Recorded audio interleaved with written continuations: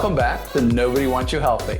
Today, we have Dr. Rebecca Glaser, a well-known physician who has expertise in testosterone pellet therapy, particularly as regards breast cancer. Dr. Glaser became a board-certified general surgeon in 1988. For the next 10 years, she worked as a general surgeon, ultimately focusing on breast and cancer surgery. In 2004, she stopped performing breast cancer surgery in order to focus on the treatments and research for breast cancer prevention and the hormonal treatments of breast cancer.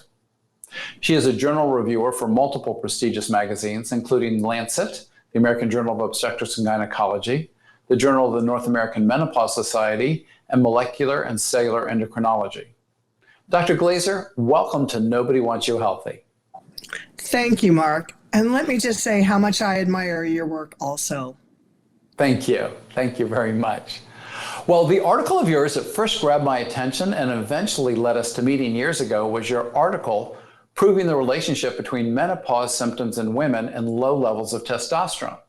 It made perfect sense, as it explained the reason that I was seeing emotional and physical issues in women years before their ovaries stopped working.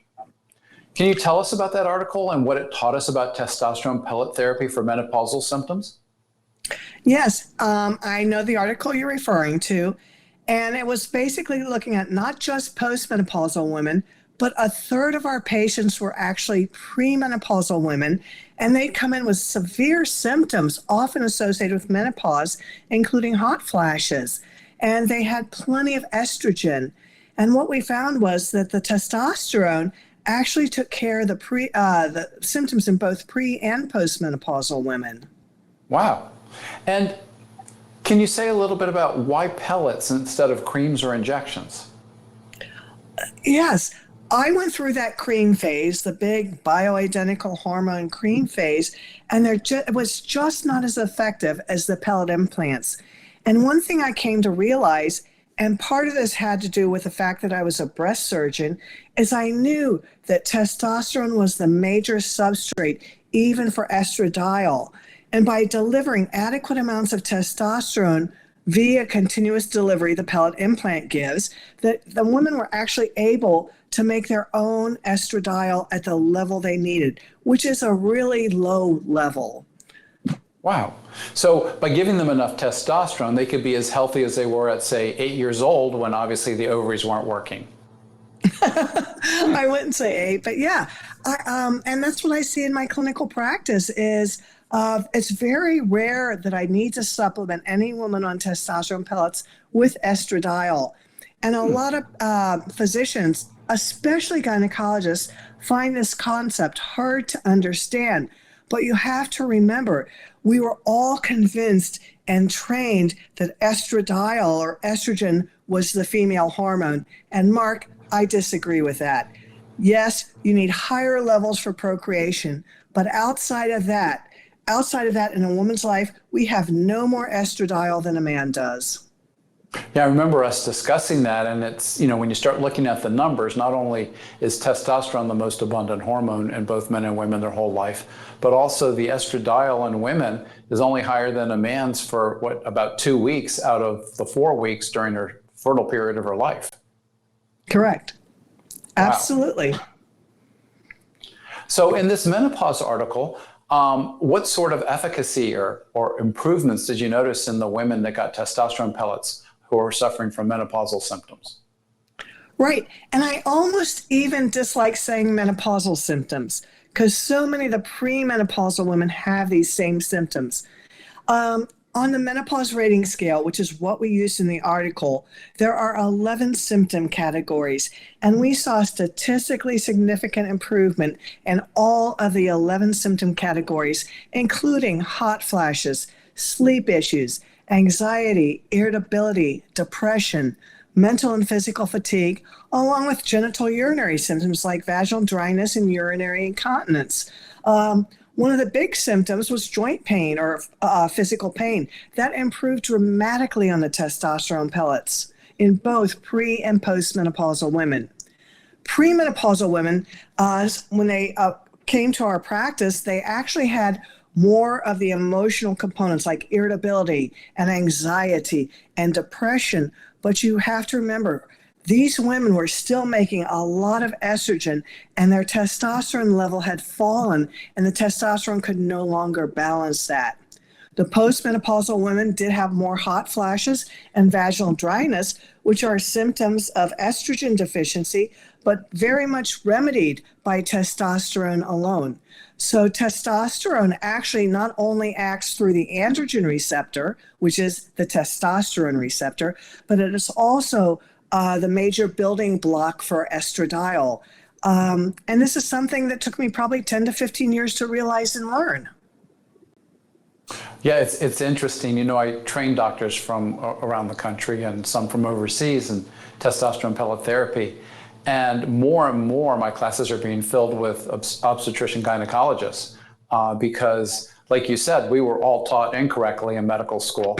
And I suspect, as I pointed out in my book, Nobody Wants You Healthy, that a lot of this is on purpose because the funding for medical education comes from the pharmaceutical industry, which can't really make money off a generic testosterone pellet, but sure can off of horse hormones that replace estrogen. So it is fascinating, and I really appreciate you for that work that you did in it. As a plastic surgeon, I was wondering for years why these premenopausal women between 35 and 45 were coming in, and 60% of them were on antidepressants. And Mark, I had that same feeling. I was a breast cancer surgeon, and I'd see these women between 35, 40, 45. They were all on antidepressants. They all had breast pain. And when you look back, there's a hormonal mechanism that explains it.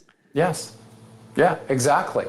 And like the joint pain, same thing. Complain of joint pain, complain of sleep problems, complain of, they get anxiety disorders that they never had before. And the minute I put them on the testosterone pellets, not the minute, but within the first month or two that I put them on the pellets, they're like, I don't need antidepressants. I actually feel pretty fine right now.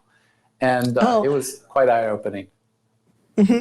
I had a patient in today, and she had fibromyalgia, okay? Yes. She was on close to 16 to 20 medications. She's off almost every single medication, and every single medication for fibromyalgia. Right. That's how impacted she was by the testosterone pellets. Yes. It's just amazing. Most doctors will just hate treating fibromyalgia patients because you use the pharmaceutical company's recommendations and they just don't get better. And these people are disabled. You put them on testosterone pellets and they're back to being fully functional. Oh, this patient of mine today, she almost retired from being a paramedic. She almost had to quit her job. She looks amazing now. That's great. No pain. She feels amazing. That's great. Well, on to the next topic, this menopause article that you wrote that, like I said, really opened my eyes and led to us meeting was the first couple of years of a 10-year study you were doing on testosterone pellets and breast cancer. So at this point, I'd sort of like you to tell the audience a bit about your breast cancer research and what testosterone pellets did or how it impacted breast cancer. Sure. When I was a breast cancer surgeon, after all these women were coming in on the antidepressants with breast pain, we started, David Zava, who runs the RT laboratory, and I started looking at hormone levels in women with and without breast cancer. And what we found was the women with breast cancer actually had lower levels of testosterone in proportion to estrogen. So that was one of the first things. In the old days, they thought that testosterone might be associated with breast cancer. And a lot of epidemiology studies showed an association of higher levels of testosterone with breast cancer. And I knew testosterone wasn't causative. And I know that even more now. So we looked at those levels, and the opposite we found on free testosterone, which is reflected in salivary levels, did not increase the risk of breast cancer. In fact, the opposite was proven to be true. So Dr. Glaser, the studies you did and the publication on menopausal relief from testosterone pellets contained a really interesting graph. You had a graph showing how breast cancer patients had menopause relief from being treated with testosterone plus anastrozole. Is that correct? That's absolutely correct, Mark. And that's one of the things that I found extraordinarily interesting. So we know that testosterone converts to estradiol. And when we give the testosterone plus to breast cancer survivors, we actually prevent that conversion for breast tissue safety. And what we found was in women with breast cancer, even with a combination testosterone and anastrozole therapy, they had relief, statistically significant relief of all 11 symptoms on that symptom category: hot flashes, heart discomfort, sleep issues, depression, irritability, anxiety, physical exhaustion, mental fatigue, memory issues, sexual problems, bladder problems, vaginal dryness, and joint and muscular discomfort. So it's not just through the conversion of testosterone to estradiol, it's actually through testosterone's effect at the androgen receptor that these symptoms are relieved. Wow, I don't know if the audience can fully appreciate it. Some of them sure can, but in breast cancer therapy, a aromatase inhibitor like anastrozole or lotrozole is frequently prescribed. And we know from the pharmaceutical industry, or actually from the pharmacy itself, that over 50% of these women need these medications because the side effects are so intolerable. They have told me they'd rather die than continue taking that drug. And yet you mixed it with testosterone, got the exact same results or even better results, and you relieved all their menopausal symptoms at the same time. That's just incredible. Right. Mark, you're right. They take these medications and they have these horrible symptoms, and they're told they're not candidates for hormone replacement therapy.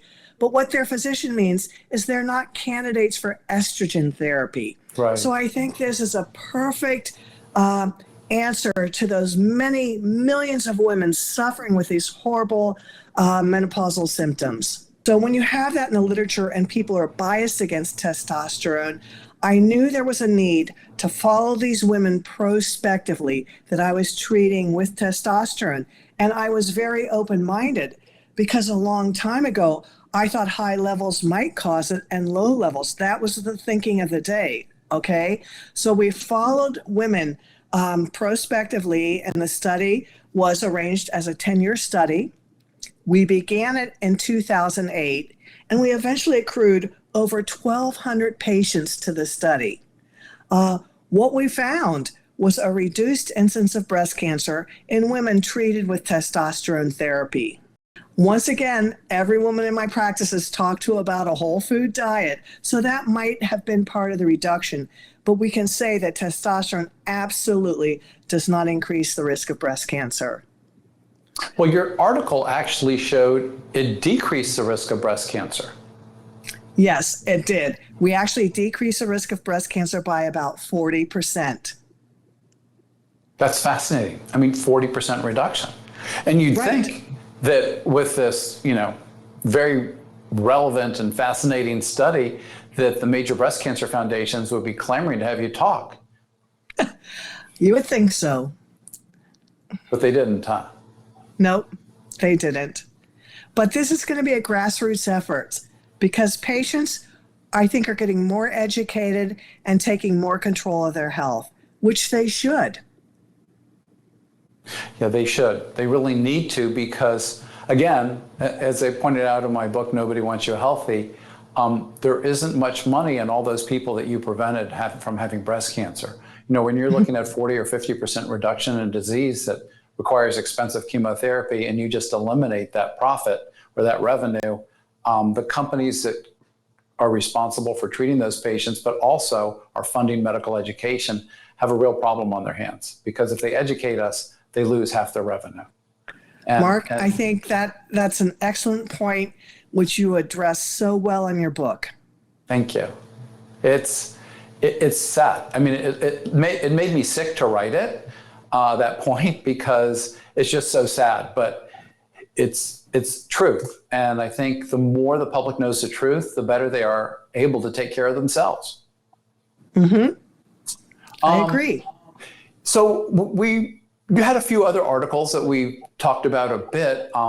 over the phone, particularly patients with inoperable breast cancers. I found this fascinating. You had a couple women with inoperable massive breast cancers, and you put 4 testosterone pellets in the breast tissue around the breast cancer and saw it shrink dramatically. I think you said it was about 80% within 8 weeks or something like that. Is that correct?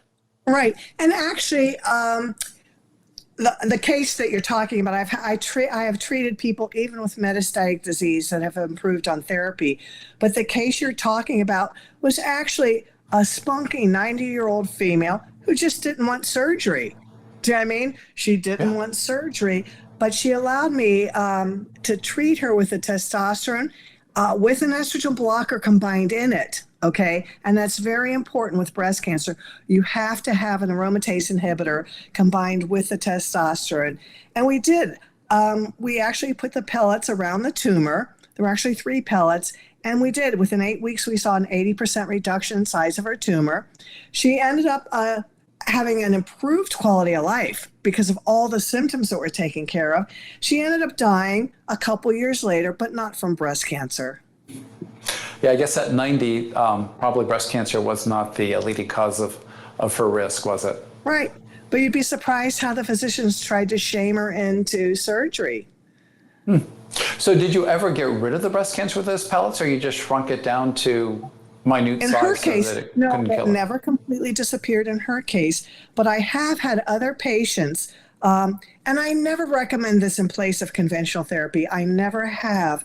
But sometimes patients who have already made the decision not to go through conventional medicine, perhaps they saw their mother die a terrible death from chemotherapy, and they made a decision not to go through conventional therapy. I had a younger patient in her upper 50s who had a tumor that was fixed to her chest wall and invading the skin. And we treated her with a combination implant, and her tumor actually, she had a complete response both on clinical examination and on ultrasound. So, And where did you put the pellets? in her, you can put them systemically, but if they have a large tumor, sometimes I will put them around a large tumor. And this, in theory, will get a higher level of both testosterone and anastrozole to the tumor itself. But for metastatic disease, I put them in the regular place, usually in the hip, in the buttocks. So they respond. And that's why I know more now than I used to.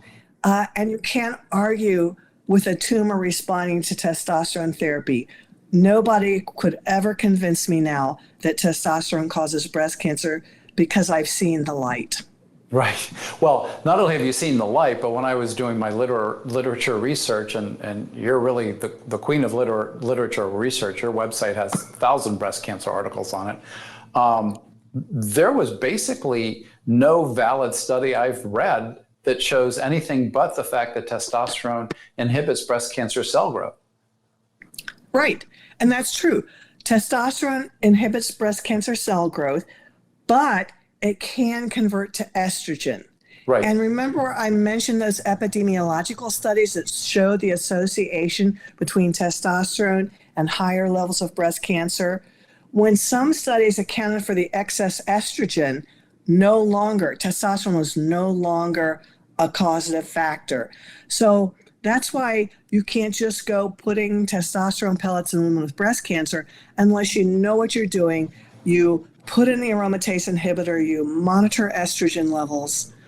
So it can indirectly stimulate a breast cancer if it aromatizes or changes into estradiol. Exactly. Yeah. So that's interesting. I treat 60% women and 40% men in my pellet population. And I would say 100% of my women before ovarian failure or before menopause get aromatase inhibitor in their pellets because they're usually high estrogen and low testosterone women, which is why they have their symptoms. And their postmenopausal group, it's probably maybe 20% of them are getting aromatase inhibitor, the anastrozole in their pellets. And those are the women that generally have a larger fat volume because fat converts testosterone into estradiol pretty effectively. And also the ones that have a history of breast cancer because it seems that all of my patients that have a history of breast cancer all had higher baseline estrogen levels even when they were in menopause. Even after ovarian failure, their estrogen was high. So they get it. And then oddly enough, I would say at least 50 to 60% of my male patients get aromatase inhibitors in their pellets because they just overconvert. And again, I think it has to do with something I brought up in the book about phthalates, the endocrine or hormone disruptors in our environment, the chemical that comes from plastics, because not only does it suppress our testosterone production, as you well know, but they also can upregulate that aromatase enzyme, the enzyme that converts testosterone into estradiol. So it's almost like our hormonal environmental poisoning is causing not only a population with low testosterone and all of the inflammatory issues that come with it, but also a population that has an excess of estradiol with the emotional and cancer problems that come with that. It's the worst of both worlds. I agree. Yeah. You're probably finding that in your male patients, you're putting aromatase inhibitor, an anastrozole. About 98% of my male patients benefit from the aromatase inhibitor. So I'm a little bit higher than you are. I see no side effects and much better effect. Yes, much better effect. Well, Dr. Glaser, thank you so much for your time today. It has been really fascinating speaking with you again, and I hope my audience really enjoyed listening to you. Mark, it's always a pleasure to speak with you. Thank you, Dr. Glaser. Well, this is the end of this episode of Nobody Wants You Healthy, and I look forward to speaking with you again soon.